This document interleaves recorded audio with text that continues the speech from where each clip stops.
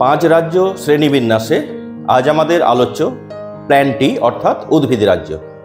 এই উদ্ভিদ রাজ্য আমাদের কাছে অত্যন্ত পরিচিত। এক এক করে আমরা এই প্ল্যান্টি অর্থাৎ উদ্ভিদ জগতের বিভিন্ন বৈশিষ্ট্যগুলো আমরা জেনে নেব। বিজ্ঞানী হুইটেকার বহুকোষী ইউক্যারিওটিক স্বভোজী পুষ্টি সম্পন্নকারী এবং সেলুলোজ নির্মিত কোষ প্রাচীর বিশিষ্ট জীবগুলোকে এই প্ল্যান্টি অর্থাৎ উদ্ভিদ জগতের মধ্যে স্থান দিয়েছেন। আমরা এক এক করে এই উদ্ভিদ জগৎ অর্থাৎ প্ল্যান্টির বিভিন্ন বৈশিষ্ট্যগুলো দেখব। প্রথম আমরা যদি বলি এদের বাসস্থান। উদ্ভিদদের বিভিন্ন ধরনের বাসস্থান আমরা দেখতে পাই। জলেও যেমন বিভিন্ন ধরনের প্ল্যান্টি অর্থাৎ উদ্ভিদ বসবাস করে, স্থলেও বসবাস করে এবং ভেজা মাটিতেও এদের বসবাস করতে দেখা যায়, শুষ্ক পরিবেশেও এদেরকে বসবাস করতে দেখা যায়। এরপরে আমরা দেখব 2 এদের কোষের গঠন এবং দেহ গঠন। কোষের গঠন দেখো, উদ্ভিদ কোষ এঁকে রেখেছি এখানে। উদ্ভিদ কোষের কিছু স্পেশালিটি আছে, যেমন উদ্ভিদ কোষে কোষ প্রাচীর থাকে, দৃঢ় জড় কোষ প্রাচীর থাকে এবং এই কোষ প্রাচীর হচ্ছে সেলুলোজ নির্মিত। সেলুলোজ যেটা গ্লুকোজের এক ধরনের পলিমার। কোষের মধ্যে আমরা প্লাস্টিডের উপস্থিতি লক্ষ্য করতে পারি। ক্লোরোপ্লাস্টিড থাকার জন্য এদের পুষ্টি প্রক্রিয়া কিন্তু স্বভোজী। এদের কোষের মধ্যে বিভিন্ন আকার আকৃতি বিশিষ্ট এবং বিভিন্ন সংখ্যায় প্লাস্টিড দেখতে পাওয়া যায়। প্লাস্টিড থাকার জন্যই এরা স্বভোজী। এরপর আমরা দেখব এদের কোষের মধ্যে বৃহদাকৃতির ভ্যাকুল দেখা যায়। কোষের মধ্যে প্রাথমিক অবস্থাতে ছোট ছোট ভ্যাকুল সৃষ্টি হয়, পরবর্তীকালে এই ভ্যাকুলগুলো পরস্পর মিলিত হয়ে বড়সড় সেন্ট্রাল ভ্যাকুল গঠন করে। এটা এদের একটা স্পেশালিটি। এরপর আমরা দেখব এদের কোষের মধ্যে আমরা সেন্ট্রিওল কিন্তু সাধারণত দেখতে পাই না। এরপর এদের কোষের মধ্যে গলগি বডি থাকে, কিন্তু প্রাণী কোষে যেমন গলগি বডিগুলো গুছিয়ে থাকে, এদের ক্ষেত্রে অনেকটাই স্ক্যাটার্ড। এই ধরনের গলগি বডিগুলোকে ডিকটিওজোম বলা হয়। এদের কোষীয় গঠন তো জানলাম। দেহের গঠন কি রকম? যদিও বিজ্ঞানী হুইটেকার এদেরকে বহুকোষী গোষ্ঠী হিসেবে চিহ্নিত করেছেন, তবুও কিছু এককোষীকেও এই গোষ্ঠীর মধ্যে স্থান দেওয়া হয়েছে, যেমন বিভিন্ন এককোষী শৈবাল এর মধ্যে রয়েছে। সুতরাং এরা এককোষী অল্প কিছু ক্ষেত্রে হলেও অধিকাংশ ক্ষেত্রে কিন্তু বহুকোষী। আর এদের দেহের যে বৃদ্ধি এটা হচ্ছে অনিয়ন্ত্রিত এবং অ্যাসিমেট্রিক, অর্থাৎ যেহেতু এরা শাখা প্রশাখা বিস্তার করে, তাই এদের দেহের কোনো প্রতিসাম্য দেখা যায় না।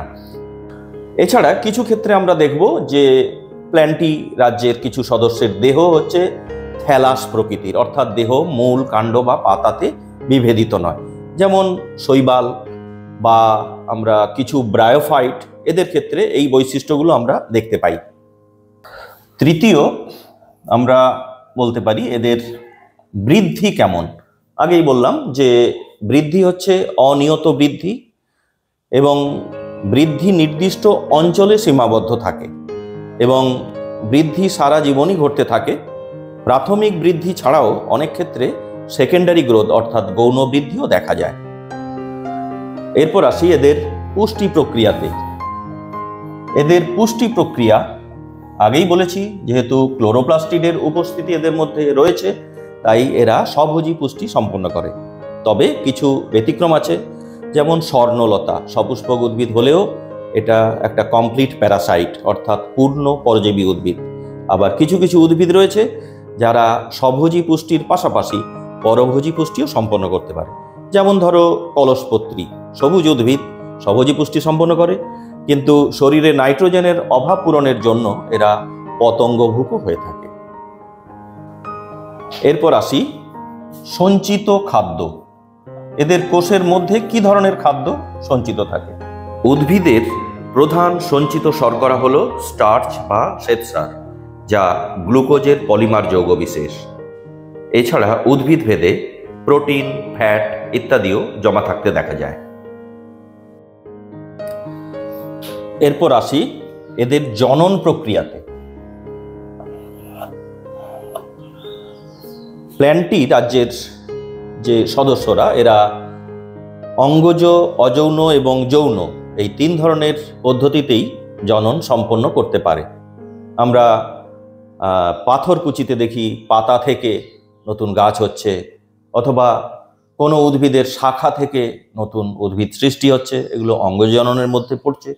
আবার ব্রায়োফাইটা, শৈবাল প্রভৃতির জীবনচক্রে আমরা দেখতে পাই অযৌন পদ্ধতিতেও জনন সম্পন্ন হয়।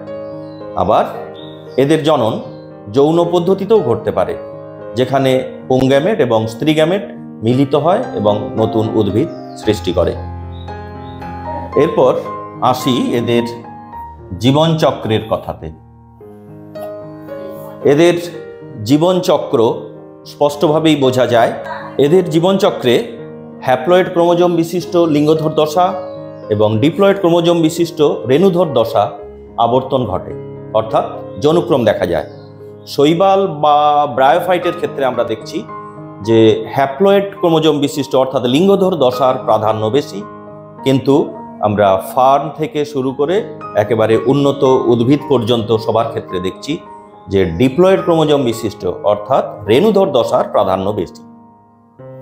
এবার জেনে নিই এই গোষ্ঠীর সদস্য কারা। প্রথমে যদি আমরা বলি যে থ্যালোফাইটস, অর্থাৎ যাদের দেহ মূল কাণ্ড পাতাতে বিভেদিত নয়, যেমন শৈবালগুলো। শৈবাল বিভিন্ন রয়েছে, যেমন এককোষী শৈবাল আমরা ক্লামাইডোমোনাসকে বলতে পারি, এককোষী কিন্তু কলোনিয়াল ভলভক্স।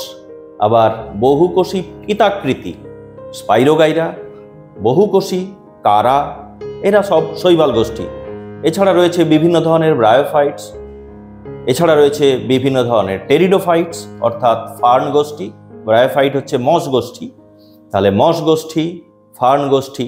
মস গোষ্ঠী থেকে দেহ মূল কাণ্ড বা পাতা সদৃশ অংশে বিভেদিত হতে শুরু করেছে, তবে কিছু মস রয়েছে যারা থ্যালোফাইটার অন্তর্ভুক্ত, যেমন রিক্সিয়া।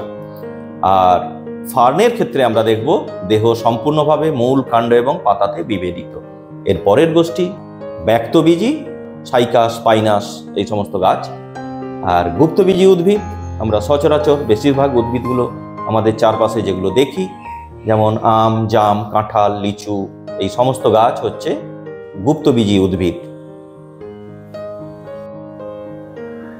আজ আমরা আলোচনা করলাম প্ল্যান্টি কিংডম অর্থাৎ উদ্ভিদ রাজ্য নিয়ে।